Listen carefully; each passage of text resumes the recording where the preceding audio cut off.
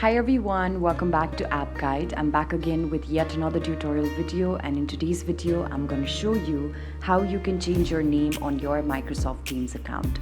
So if you had earlier signed up to your Microsoft account with a certain name but now want to change it to something else, I am going to show you how exactly you can do that.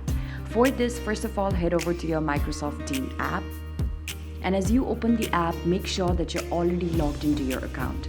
If you're already logged into your account, you'll be able to see that on the upper left hand side there's a profile icon. Tap on the profile icon and there you will see an option that says settings. Go to settings, and as you land on settings, select the option that says profile. When you tap on profile, you'll be able to see that your name is currently displayed on the upper section. So tap on your name, and as you tap on your name, you will simply be able to change your name. So here I'm just gonna change my name into something else. Also, I'm gonna change the last name. And after doing this, tap on the save button on the upper right hand side.